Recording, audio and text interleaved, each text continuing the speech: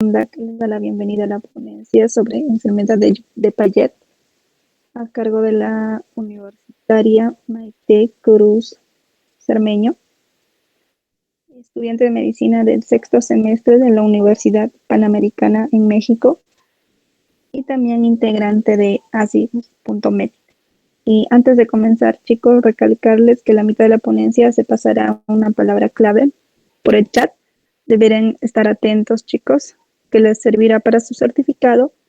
Y al finalizar la ponencia también desarrollarán una trivia académica en quizzes, chicos, como un post-test.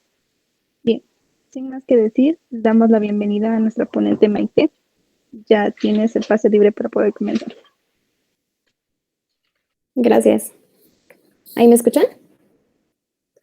Perfecto. Ok, bueno, muy buenas tardes. Primero que nada, quiero agradecerles a todos ustedes por conectarse a la plática de hoy. Como ya dijeron, yo soy Maite Cruz, estudiante de medicina de sexto semestre en la Universidad Panamericana en México.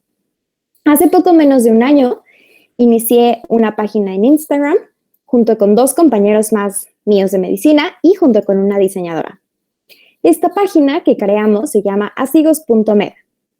Aquí en esta página subimos contenido médico de manera divertida y además hacemos trivias y dinámicas muy diferentes y además muy padres. De hecho, ahorita tenemos una activa por si se quieren meter a participar.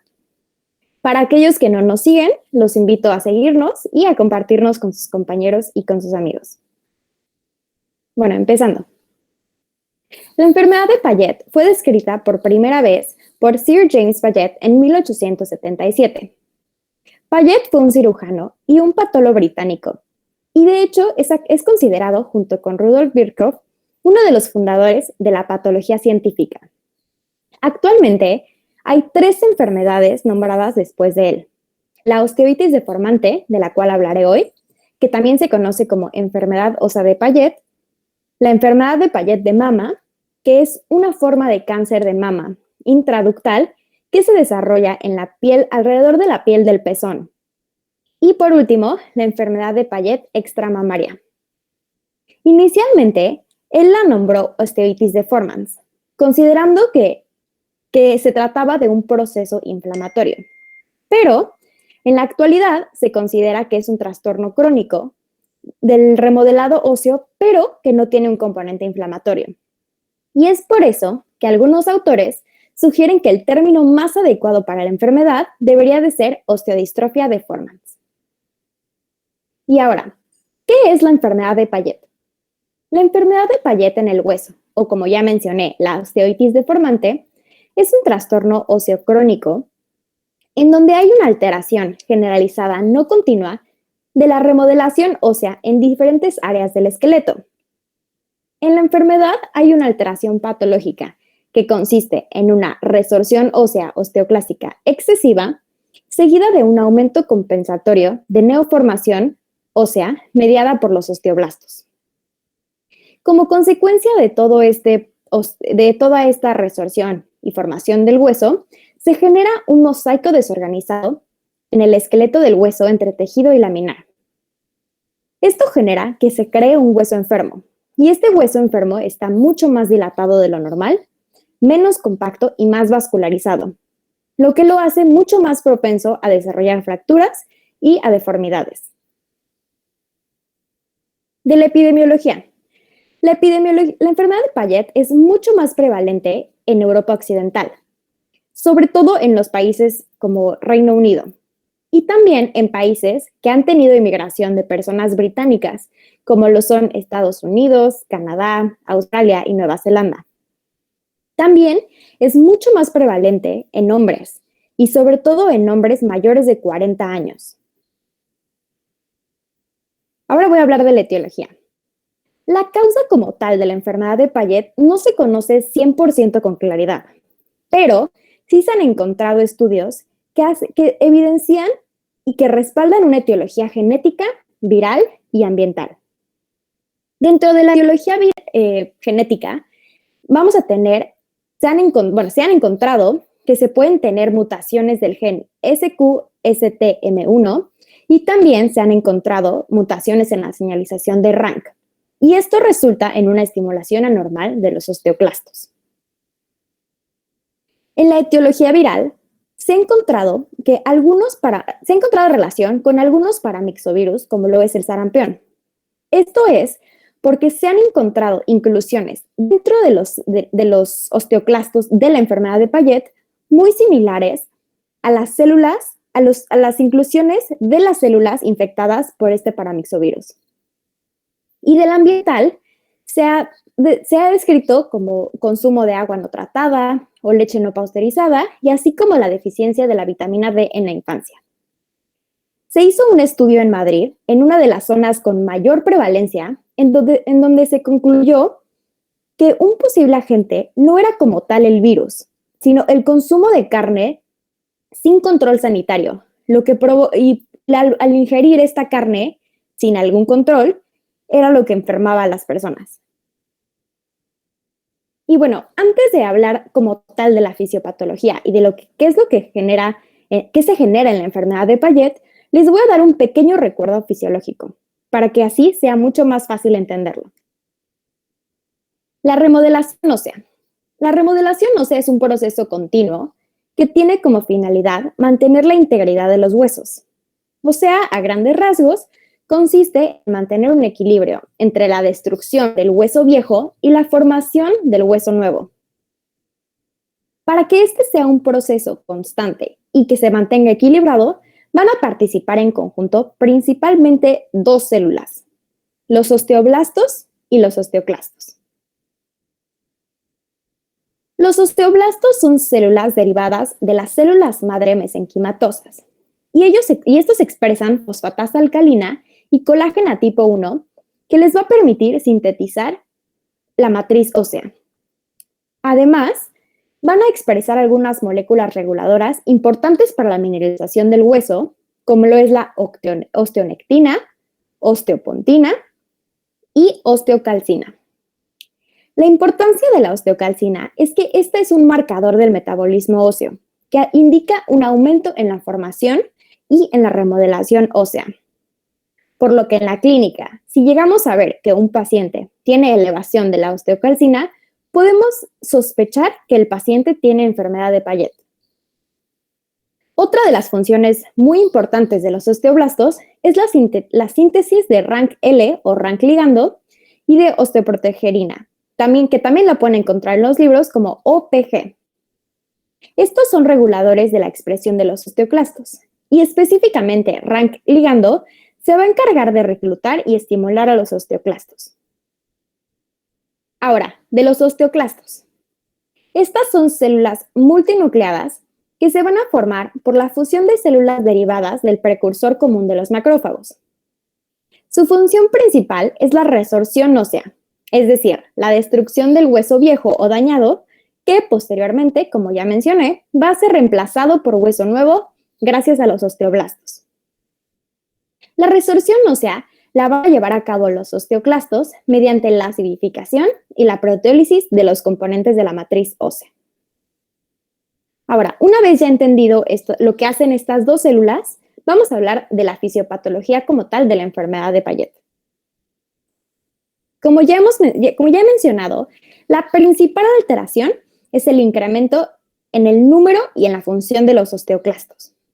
Los osteoclastos de la enfermedad de Payet van a ser grandes, van a tener una mayor cantidad de núcleos. Lo normal es que tengan de 3 a 5 núcleos. Y en la enfermedad de Payet, los osteoclastos pueden llegar a tener hasta 100 núcleos. Los osteoclastos también van a presentar un incremento en la tasa de actividad erosiva, de hasta 9 veces más de lo normal.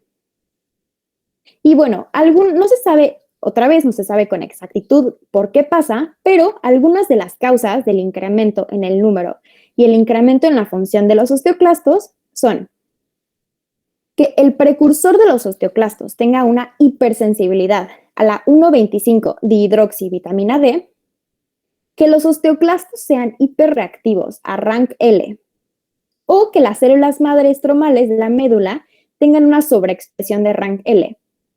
Y como ya también mencioné, RANKL se encarga de la maduración, reclutamiento y estimulación de los osteoclastos. Y también favorece citocinas responsables de la resorción ósea. Otra de las causas que se ha propuesto es que hay un incremento de interleucina 6 y o del protoncogen C-Fos. Ambos van a favorecer el reclutamiento y la actividad de los osteoclastos. La enfermedad de Payet se puede dividir en 3 fases. La primera fase, que es la fase inicial, también es conocida como la fase osteolítica. En esta fase predominan los osteoclastos, por lo que hay mucha más resorción y hay una marcada hipervascularización. En la radiografía, como su nombre lo dice, se caracteriza por lesiones líticas, que también se conocen como signo de la flama o blade of grass, que ahí está en la imagen, se puede ver ese signo. La segunda fase es también conocida como fase mixta. También como su nombre lo dice, aquí hay tanto destrucción como formación ósea. Y en la radiografía se puede ver un engrosamiento de la corteza y una trabeculación gruesa del hueso esponjoso, que también lo pueden ver en la imagen. Y la tercera y última fase es la fase esclerótica. En esta fase hay una disminución de la resorción, pero hay un aumento marcado en la formación de hueso. Aquí se va a producir un aumento difuso de la densidad ósea, junto con un aumento del tamaño, ensanchamiento del hueso y engrosamiento cortical muy notorio en la radiografía. Ahora vamos a hablar de las manifestaciones clínicas de esta enfermedad. La mayoría de los pacientes van a ser asintomáticos y de hecho, normalmente se descubre que tienen esta enfermedad porque se hace algún estudio de sangre de rutina o por alguna otra causa y se descubre que tienen la fosfatasa alcalina elevada. O también se pueden hacer alguna radiografía por alguna otra condición médica y salen algunos datos que van a indicar que tiene enfermedad de Payet. Cualquier hueso se puede afectar. Y esta puede ser monostótica, es decir, afecta un hueso, o, como en la mayoría de los casos, puede ser poliostótica, es decir, que afecta 2 o más huesos. A pesar de que cualquier hueso puede afectarse, hay lugares en donde predominan esta afección. Estos son pelvis, cuerpos vertebrales, cráneo, fémur y tibia. Ahora, ¿qué datos clínicos te van a orientar a enfermedad de Payet? Sin duda, el síntoma más característico y el más común es el dolor. Y este puede ser consecuencia de estas lesiones líticas de las que hablaba anteriormente, que se pueden expandir. También puede deberse este dolor a fracturas, porque como ya mencioné, son mucho más propensos a fracturas. Y también el dolor se puede dar por las deformidades en los huesos. También los pacientes pueden presentar rigidez, cansancio y alguna deformidad ósea como huesos arqueados. El problema de la deformidad y del arqueamiento de los huesos es que va a generar anormalidades en la marcha. Y además, como también ya dije, va a generar dolor por el estiramiento del músculo que se inserta en el hueso deformado. Los pacientes también van a presentar dolores de cabeza y sordera si es que la enfermedad de Payet afecta al cráneo. Pueden presentar dolor de espalda por algún tipo de compresión de nervios cuando la enfermedad de Payet afecta el cráneo o la columna vertebral. Y también pueden tener un dolor en la cadera si la enfermedad de Payet afecta a la pelvis. En la enfermedad de Payet se va a producir una degeneración del cartílago en las articulaciones, lo que puede generar que se complique a una artritis. En lo general, la enfermedad de Payet empeora lentamente con el tiempo y no se propaga a huesos normales. Dentro de las complicaciones de la enfermedad, vamos a tener sin duda la más frecuente, que es la artritis. Esto es porque, además de la degeneración del cartílago que ya mencioné, los huesos largos de las piernas pueden arquearse, lo que altera el alineamiento y aumenta la presión en las articulaciones cercanas. Además, el hueso típico de la enfermedad de Payet puede aumentar de tamaño y causar un desgaste excesivo en las superficies de las articulaciones. Otra vez, mencionamos que están muy predispuestos a tener fracturas. Otra de las complicaciones es la pérdida de la audición. Esto sucede cuando la enfermedad de Payet afecta el cráneo. Y además de afectar el cráneo, afecta el hueso que rodea el oído interno. La pérdida de la visión.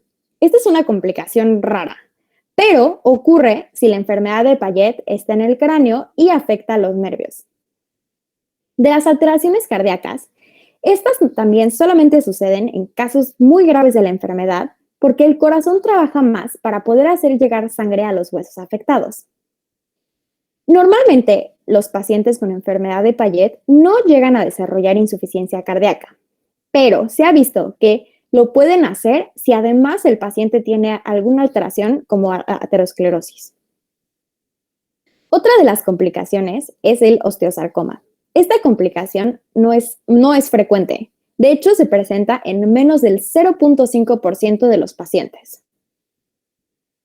Los cálculos renales también pueden ser una complicación. Esto ocurre cuando la descomposición del hueso es tan grande que aumentan las concentraciones de calcio en el cuerpo. Y por último, aflojamiento dental. Esto puede suceder cuando la enfermedad de Payet afecta los huesos de la cara. Ahora, ¿cómo vamos a llegar al diagnóstico? Primero que nada, tenemos que sospecharlo.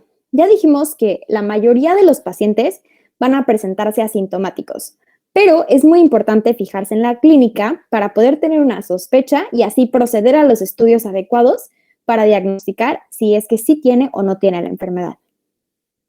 Es importante tomar en cuenta la historia clínica del paciente y preguntar sobre sus síntomas, como los que ya mencioné, y además realizar un examen físico. Debemos de sospechar que una persona tiene enfermedad de Payet cuando tenga algún tipo de protuberancia frontal, como se puede ver en la primera imagen, baja estatura, con postura simiana y probablemente con alteraciones en la marcha, y además arqueo de huesos largos en alguna extremidad, como se puede ver en la segunda imagen. Y ahora, una vez que se sospecha que tiene la enfermedad de Payet, es importante hacer estudios. Uno de esos estudios es el estudio de imagen, o sea, en este caso la radiografía, que es vital. En la radiografía vamos a encontrar lesiones líticas y escleróticas, alargamiento óseo, deformidades como arqueamiento de los huesos largos y el signo de copo de algodón, que es justamente los que pueden ver ahí en las imágenes. También se va a utilizar la gamografía. La gamografía, la utilidad en la enfermedad de Payet es para identificar las lesiones óseas activas. Igual, estas son imágenes en donde se puede ver engrosamiento del hueso, esclerosis, y aquí se ve la gamografía, en donde hay zonas activas de la enfermedad. De igual manera, se puede ver engrosamiento, deformidad, esclerosis. En la segunda se puede ver el contraste con una gamografía en donde se ve la lesión activa. Y la tercera, pues, es el cráneo con igual engrosamiento, esclerosis, etc. Y ahora, como ya mencionamos, es muy característico de la enfermedad de Payet que tengan una fosfatasa alcalina elevada en sangre. Esta está elevada porque es un marcador de la resorción. Es importante saber que los niveles de la fosfatasa alcalina en sangre son indicadores de la severidad de la enfermedad. Es decir, entre más alta esté, tendrá un peor pronóstico porque tiene una mayor afección. Y además, los niveles de la fosfatasa alcalina en sangre pueden ser útiles para evaluar la respuesta al tratamiento del paciente. Se van a pedir también calcio y fosfato, los cuales van a estar normales, y realmente estos se piden para descartar algunos otros diagnósticos diferenciales. Y bueno, ahora sí del tratamiento. Si el paciente es asintomático, normalmente no se le va a dar tratamiento. El tratamiento está indicado para los pacientes con enfermedad activa o que tienen algún riesgo para complicaciones. Esto quiere decir que la afección está en el cráneo, en huesos largos, en vértebras, etc. Existen varios medicamentos para tratar la enfermedad de Payet. Sin embargo, el más frecuente y el pilar del tratamiento son los bifosfonatos. Los bifosfonatos son útiles porque además de que disminuyen el dolor, van a disminuir la resorción ósea. Uno de los más típicos utilizados es el ácido zoledrónico. En raras ocasiones, los bifosfonatos se han asociado con dolores intensos de los músculos, de articulaciones y de huesos, que al quitar el medicamento normalmente no suelen desaparecer. Y además, los bifosfonatos pueden aumentar el riesgo de la osteonecrosis de la mandíbula, lo cual se asocia con una enfermedad dental activa o cirugía bucal. Si un paciente no puede tolerar los bifosfonatos, se puede prescribir calcitonina. Esta es una hormona que se produce de forma natural y que además se relaciona con la regulación del calcio y el metabolismo óseo. También se pueden dar suplementos de calcio y vitamina D para mantener a los huesos saludables, siempre y cuando el paciente no tenga cálculos renales. Para el dolor se pueden dar AINES. Y la cirugía realmente no se utiliza tanto. Es solamente en casos poco frecuentes que necesitan, como por ejemplo, una cirugía para ayudar a que las fracturas sanen en una mejor posición, reemplazar articulaciones dañadas por artritis grave, como por ejemplo en la rodilla o en la cadera, para realinear los huesos deformados y para que así se pueda reducir el dolor en las articulaciones que soportan el hueso, especialmente en las rodillas, o para reducir la presión sobre los nervios, sobre todo si la enfermedad del Payet causa un agrandamiento del cráneo. O también si tenemos una enfermedad de Payet en la columna y afecta al sistema nervioso. De igual manera, se recomienda a los pacientes que tengan una buena dieta y ejercicio. Esto no trata como tal la enfermedad, pero va a ayudar a mantener los huesos saludables.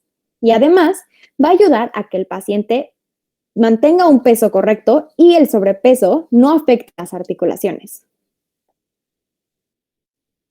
Y del pronóstico. Generalmente, el pronóstico es bastante bueno para las personas diagnosticadas con la enfermedad de Payet, especialmente si el tratamiento se administra antes de que ocurran cambios graves en los huesos afectados. Por eso es muy importante que tanto el diagnóstico como el tratamiento sean tempranos. El tratamiento puede disminuir los síntomas, pero no hay como tal una cura para la enfermedad. Algo curioso es que en los últimos años se ha documentado una disminución tanto en la incidencia de la enfermedad como en la agresividad de sus manifestaciones clínicas. Esto puede deberse a cambios en la composición étnica de las poblaciones debido a migración y también a la mejoría de condiciones higiénicas por las medidas de salud pública. Y bueno, para terminar esta plática, les voy a dar un dato curioso.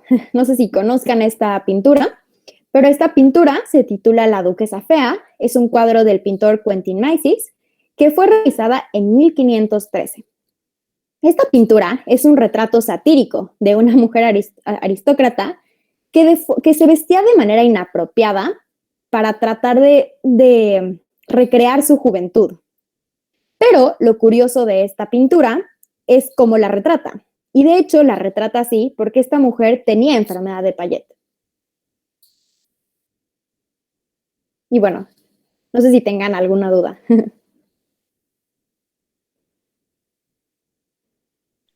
Muchas gracias por la ponencia, Maite. Chicos, si tuvieran alguna pregunta, por favor, dejarlo en el chat.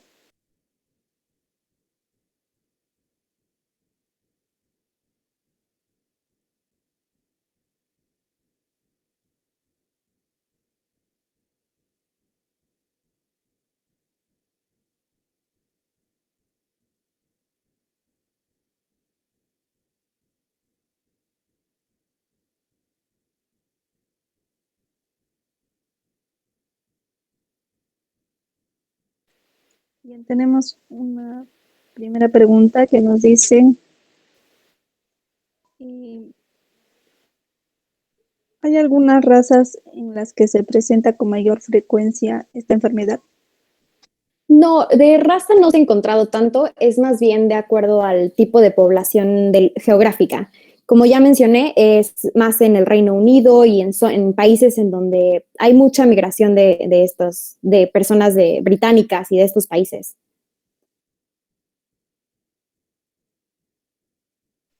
Muchas gracias por la respuesta. Tenemos otra pregunta que nos dicen, ¿cuáles serían los cuidados para estos pacientes?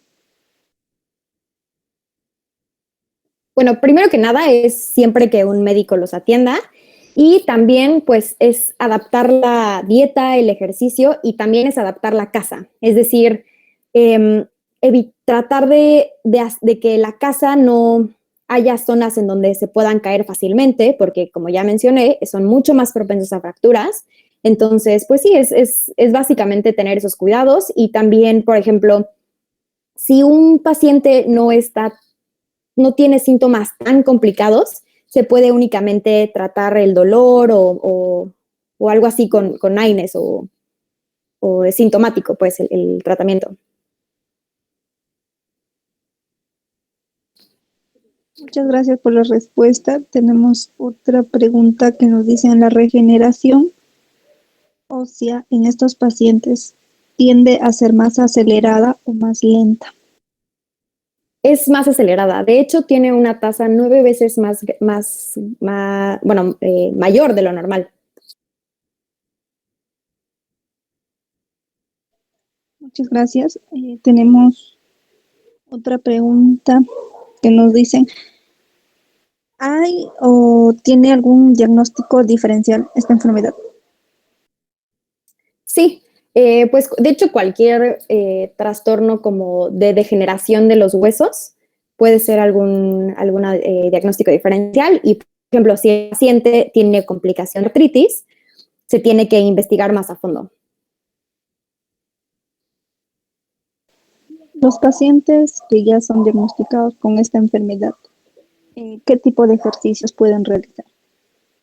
Deben de realizar ejercicios que los mantengan activos, pero no pueden ser ejercicios con mucha presión. O sea, no pueden tener, que tengan mucho impacto en las articulaciones. Entonces podría ser como nadar o tener algún tipo de entrenador especializado para que no sean de gran impacto.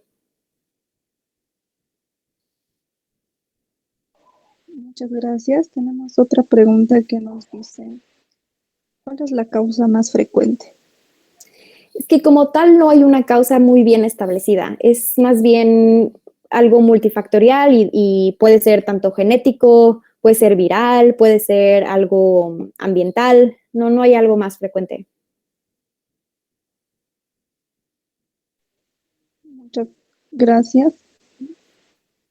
Otra pregunta que nos dicen es, ¿la enfermedad de Paget tiene alguna relación con la osteomalacia? No, me parece que no, porque las etiologías son distintas. Es que en la enfermedad de Paget es más bien como esta estimulación excesiva de los osteoclastos que no va a permitir que el hueso nuevo se forme de manera adecuada y por eso van a generar todas las alteraciones.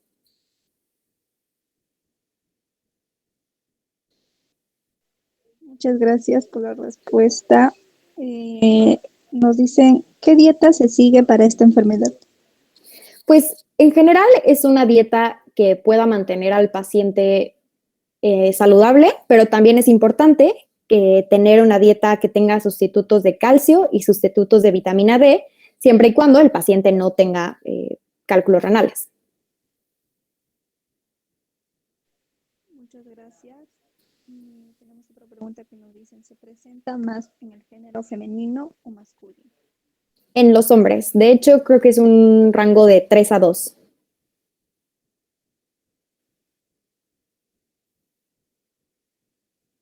Muchas gracias por tus respuestas. Por el momento aún no hay más preguntas. Te agradecemos mucho por la ponencia y esperamos contar con tu apoyo en futuras ponencias. A ver, tenemos otra pregunta que nos dicen si puede llegar a dejar alguna lesión como una úlcera o alguna afección tegumentaria. Tengo entendido que no, porque no es tanto que normalmente cuando hay una úlcera o cuando hay algún tipo de lesión en la piel, es cuando el hueso protruye o el hueso tiene, pues sí, se sale. En cambio, en esto es más bien que se deforma o que hay es más grueso, tiene una estructura anormal. Entonces tengo entendido que no, por lo menos no es una complicación frecuente. Muchas gracias. Te agradecemos nuevamente el apoyo en esta ponencia y esperamos contar con tu apoyo. No, muchas gracias a ustedes por Muchas invitarme. Unas últimas palabras ya para terminar la ponencia. Bueno, muchas gracias a todos por conectarse, muchas gracias a la sociedad por invitarme y espero que les haya gustado y que nos vayan a seguir a @asigos.med. ¿Cómo pueden conseguir las diapositivas y los participantes? ¿Hay alguna modalidad? Sí, mándenme un mensaje en asigos.med y ahí para que me manden ahí su correo y yo se las paso.